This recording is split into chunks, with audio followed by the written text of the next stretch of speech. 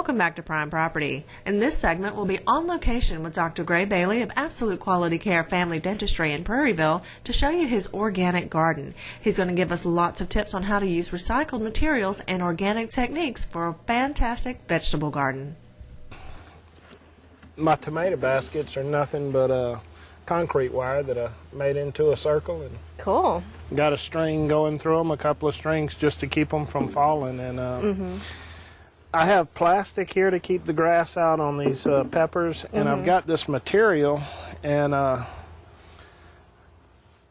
if you're going to do a garden, I strongly suggest you use one or the other, because it cuts back on a lot of the weed and you just don't have the trouble. The grass will still grow below it, but it doesn't ever break out, and it doesn't seem to bother the plants. There you go. Now, how did you do this? You started out with a tractor, or? Yeah, I've got a set of discs that I chopped up the ground, and then I used row makers to pull behind the tractor to make this garden. I've got another garden around the side that I planted later that we used more of the disc on it. I was having tractor problems at that time. And look, Sean, there's some more right here too. Yeah. All up in there. Yeah, there's plenty of these grape tomatoes. But I planted, it had 3 different plantings this year, and everything's just going real great. The only problem is we hadn't had any rain this year, so it's a lot of watering. We are in a drought, that is for sure. Come right here and get some of those good red ones in there, Sean.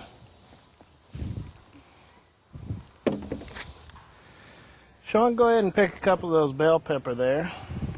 Those are some big bell peppers. Yeah, get the other big one there. These are some nice bell peppers. All right.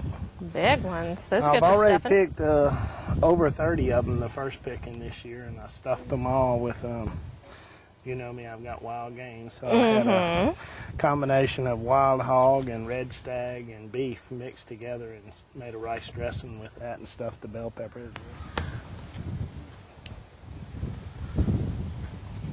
Marissa, on the tomatoes, everybody wants to know what kind of tomato I planted, and actually I planted the Creoles, Big Boys, Celebrities.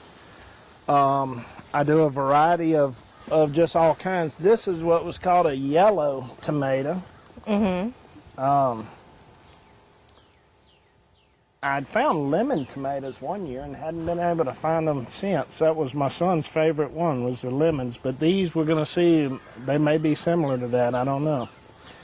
But they sure grow some pretty tomatoes. They're not going to get red. That's the right color of these. Making a pretty little mess there. Franklin, these are what's called super chilies. I'm going to be making pepper sauce with them. Pick them whenever they're red. Yeah, it's got some little spines on it that rub right off. See there? Now, Sean, do you notice the difference between that and a store-bought cucumber? Yep. That one doesn't have that waxy stuff on the outside. That's a homegrown one, huh? This here, these will grow long and skinny. These, I believe they're called straight 8s. These are my favorite. Here's another smaller one growing. Again, I use my concrete wire just to make something to grow them up. Here's some of the eggplant. They call that a fairy tale, and they don't get very much bigger than that. This is about the biggest one I've ever seen right here. Eggplant usually doesn't last very long. I love eggplant. What do you do with it? You fry it? I fry it. I make all kind of dishes like casseroles and stuff. Okay, reach down right here, buddy. You see one in there? Try right there. You talk about a big one. Twist it a little bit. Remember, lift up right at the end. You gonna need help with that one? It's huge. Yeah. Look at the size of this big giant monster. Lift up right there. Whoa! Get that other one in there too. Show your daddy that one. So if you make these over real, they're going to be bigger than a tractor. There's another one right down there beside it. What you going to do with that right there? Oh, man. I like to do, I guess you'd call it a casserole. I don't know. I add all kind of vegetables, tomatoes, everything to it. Sometimes I mix it with rice and try to keep it low fat. Little olive oil straight off the grill is good too. That one's good, Sean. I didn't realize how much I have to pick. I'm gonna set these big jokers down. They're too heavy. Just pass it to him. Now, Gray, when it comes to soil, did you add anything special or? Over the years, I have added. You know, whenever I first started to do a garden, Ascension Parish used to always be cleaning ditches and stuff. Don't do that. No. I got some nasty mud in here, Yeah. and I got broken bottles, and Sure. so that took quite a while to clean all that stuff out of here. I did get a load of topsoil years back put right here. But mainly the last few years, I've got about 35 cows out here, and Cows can make for good gardens, yeah. oh, they make some real good stuff. You'll look right over there is my compost bin, and we get it collected and put down a layer, and then we put leaves over it, and then put down a layer and more leaves, and just let it sit, and by next year it'll be ready. And that's what I was going to talk to you later about, the buckets that I use to plant in, that just anybody, if they don't want to come out here and do all this hard work, the bucket's a lot easier. Right.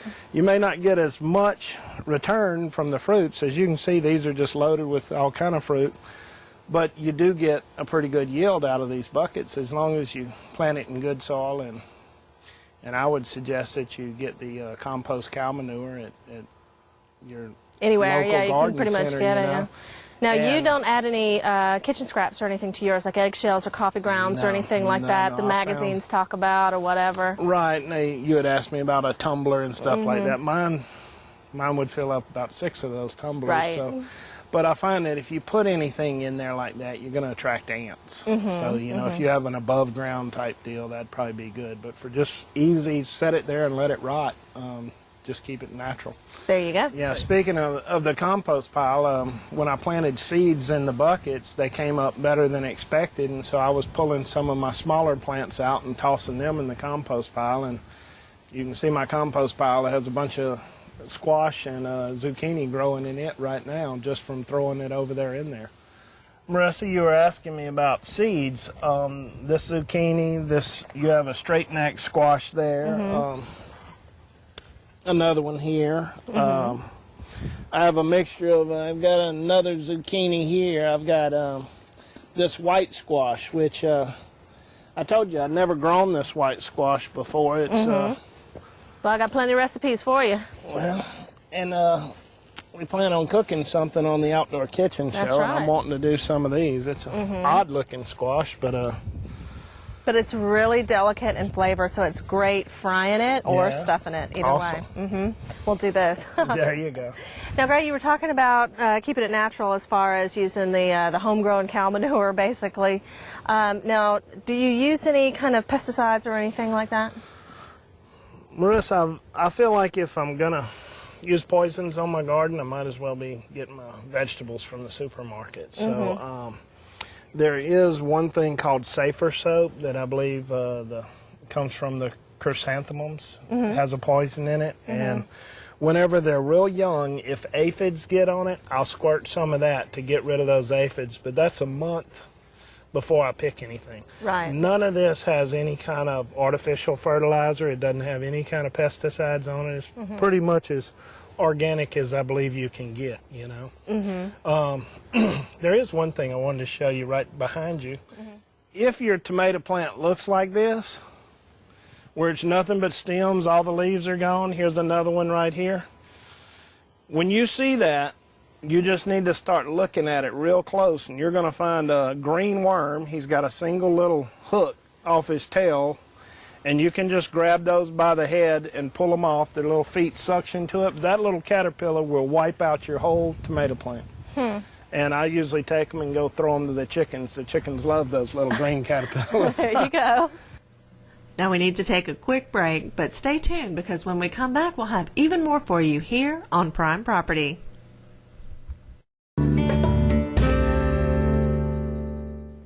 Now, Gray, thank you so much for letting us come see your garden. We've had a lot of viewers asking garden questions and lawn and landscape and all that kind of stuff because it's certainly the time of year for it.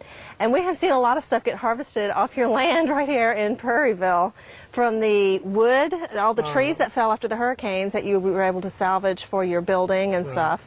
And so now you have everything from tomatoes and eggplant to citrus trees and container garden and chickens and cows and well, all Marissa, kinds of stuff. I can tell you, if I can do it, anybody can do it. I'm not a professional at it, and I just enjoy it, you know. Right.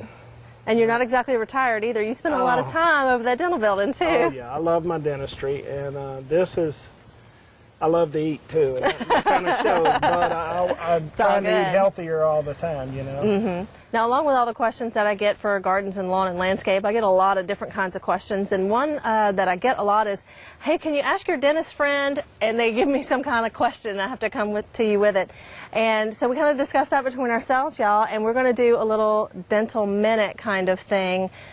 Because not everybody knows what they need to know about dentistry and stuff. And I bet you get a lot of questions too. Sure, and I get a lot of people coming in whenever they're hurting. Yeah. And you know, there's certainly, maybe if they knew a little more, they might be able to come in earlier and have it taken care of. Whether that be with me or their own dentist, I'll be happy to help you out there and help everybody out. Now, we will be doing these dental minutes here on Prime Property, and if you have a question for the dentist, we have the information right here at the bottom of the screen, so don't hesitate to send us an email and ask your questions.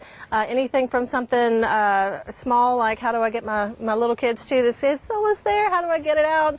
To whatever questions you might have. So go ahead and send those in, because you're great at asking those questions, and we ask a lot of them. Okay, well, thank you.